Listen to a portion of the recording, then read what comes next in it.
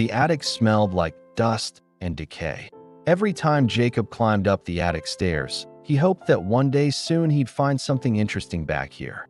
But all he ever found were broken furniture and boxes filled with old clothes. It seemed as though there was nothing left in the world that had been forgotten up here.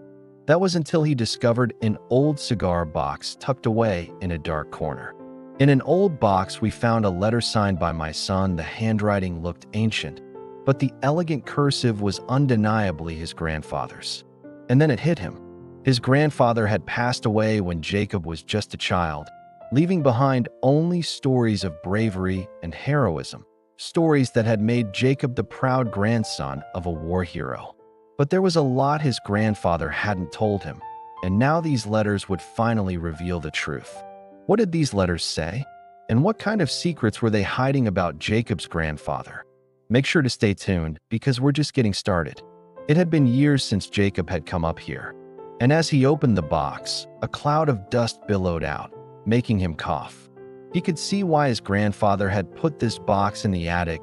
It wasn't just because he wanted to hide it from the rest of the family. It was also because he didn't want it to gather any more dust than it already had. Jacob carefully lifted the lid. Inside, nestled between layers of tissue paper, he found a collection of letters bound together by a faded blue ribbon.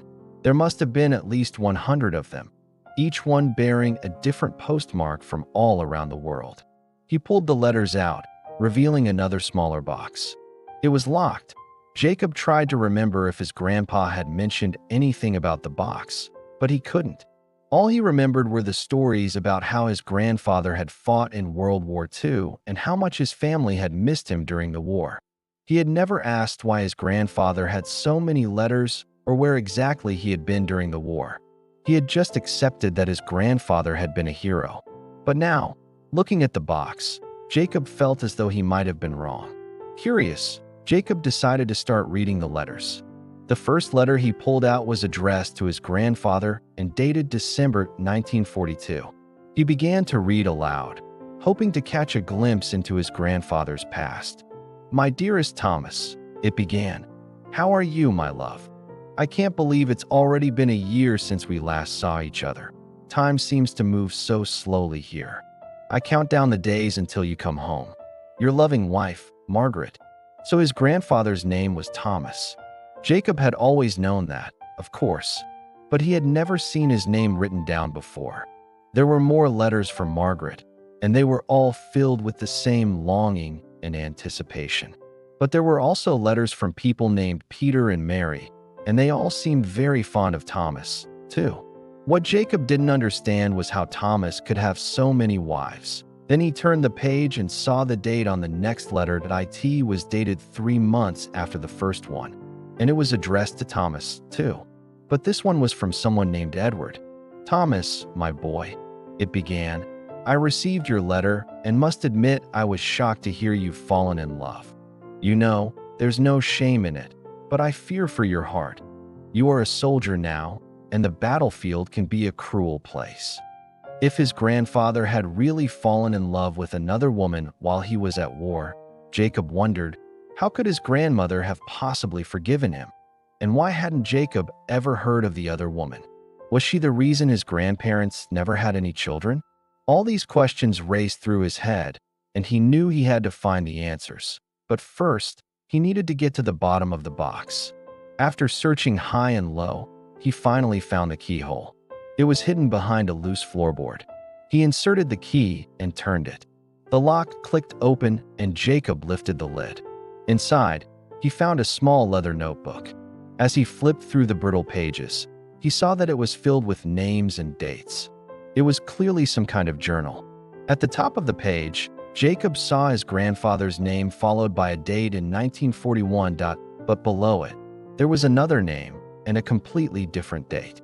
Confused, Jacob went back to the first page and saw that the book was actually 2 journals in one. His grandfather's name was written in red ink, while the other person's name was in blue. Who was this other person? And what did the dates mean? Why was his grandfather's name written in red and the other person's in blue? Jacob had so many questions, but unfortunately, he didn't find any answers in the journal. He went back downstairs and tried to search the house for any clues. He checked his parents' bedroom and found an old photo album. As he flipped through the yellowed pages, he came across a picture of his grandfather in his military uniform. But when he looked closely, he noticed something strange. His grandfather's uniform didn't have any insignia or markings. This was strange because every soldier's uniform had to have some kind of identification. But Jacob's grandfather's uniform had none. And then he saw something else. On the back of the photograph, he saw the same handwriting from the letters. "To my darling Thomas," it read, "I can't wait for you to come home. With all my love, Margaret." So his grandfather's name really was Thomas, and he did have a wife named Margaret. But Jacob still had so many unanswered questions. Where did his grandfather get his uniform without any markings? And why were there two people in love with him? Determined to get to the bottom of this mystery, Jacob called his mother.